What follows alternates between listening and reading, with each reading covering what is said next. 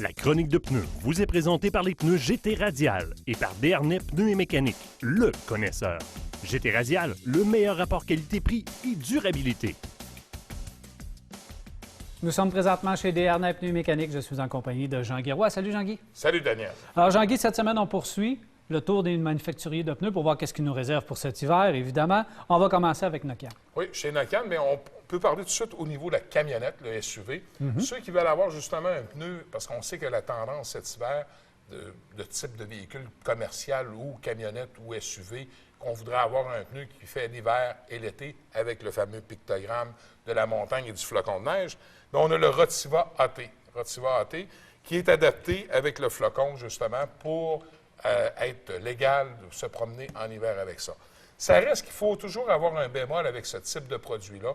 On le retrouve chez la plupart des grands manufacturiers de pneus, qu'on a développé un pneu AT qui a été homologué pour être accepté avec notre réglementation de pneus d'hiver.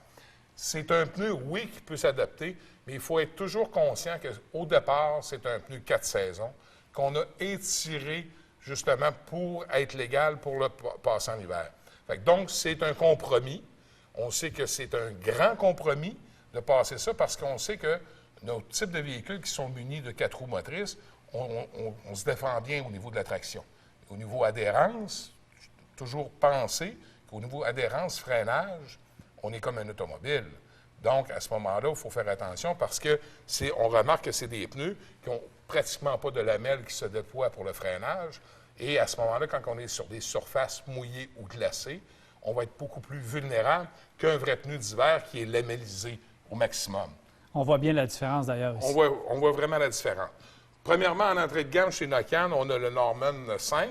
Norman 5 qui, on le voit, qui est livrable cramponné avec des crampons écologiques. On sait que c'est des précurseurs chez Nokian au niveau des crampons écologiques.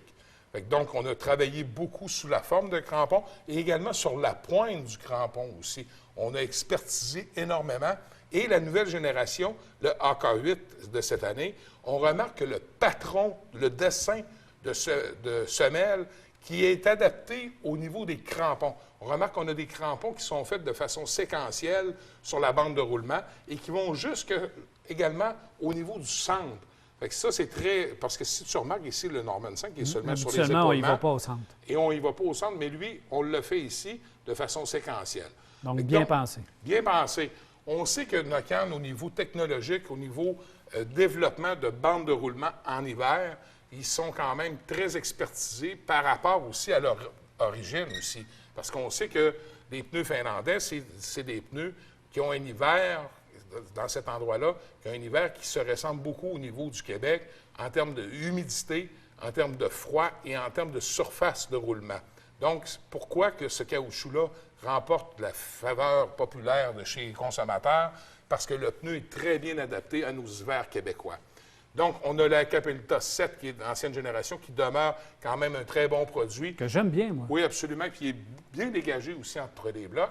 On a aussi le WRG3, qui est le pneu de performance chez Nokian, mais c'est un pneu qu'on remarque qui est beaucoup plus glace et neige que neige et glace. C'est la nuance entre les deux. Donc, ça complète un peu chez Nokian. Et en terminant, il faut parler aussi des indicateurs d'usure. Parce que l'indicateur d'usure, comme par exemple sur le Rotiva qu'on a ici devant nous, il est en pourcentage.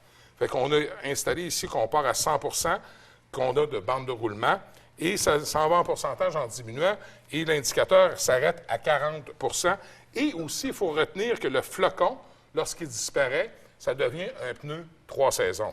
Fait que ça, c'est pour ça que le flocon est là, c'est pas pour le fun. Donc, c'est important de regarder son pneu régulièrement pour voir où on est rendu au niveau de l'usure. Est-ce qu'il faut vraiment se fier à ça? Parce qu'il y en a, je vois que c'est en 32e sur celui-là, donc ça varie un peu là, les façons de faire. Absolument, parce que dans les autres générations puis d'autres types de produits chez Nokian, on va les présenter, ces indicateurs-là, en nombre de 32e.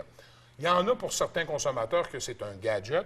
Pour d'autres, ça peut être une référence intéressante parce qu'on a une lecture propre sur notre pneu. On n'a pas besoin de notre petit truc qu'on se sert, nous les conseillers, pour aller mesurer l'épaisseur qui reste sur la bande de roulement.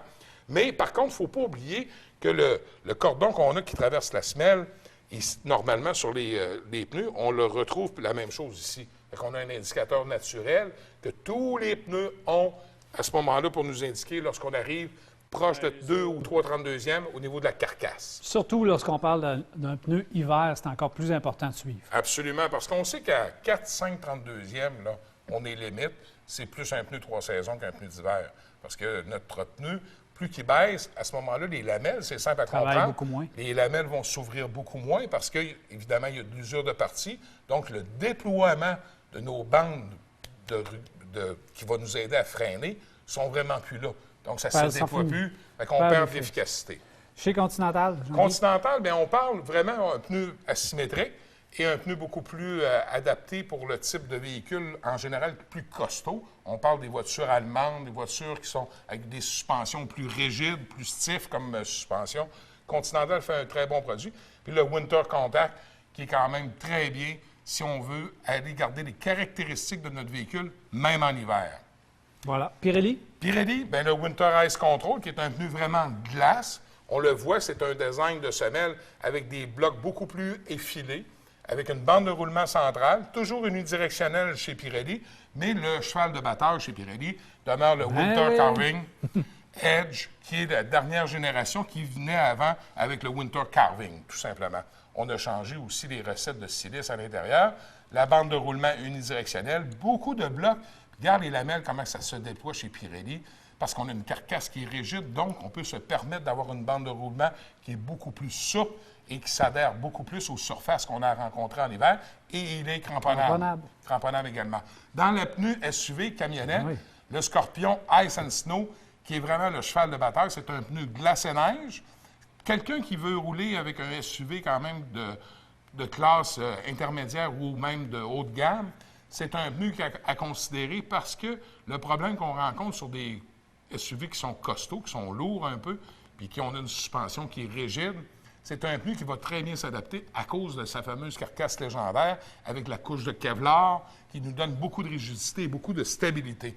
Quelqu'un qui fait beaucoup de grandes routes avec son SUV va être super bien chaussé avec ça. Le Scorpion Winter, c'est un pneu que j'ai un petit bémol là-dessus parce que regarde la forme des blocs. Il m'a pas l'air agressif plus qu'il faut. Pas trop agressif, non, effectivement. Pour les petits SUV, il va quand même faire un travail intéressant. Petit SUV, vous faites beaucoup de routes. Ça peut être une alternative. C'est une alternative, exactement. En terminant? En terminant, bien, dans la famille Continentale, c'est sûr qu'on a le Général.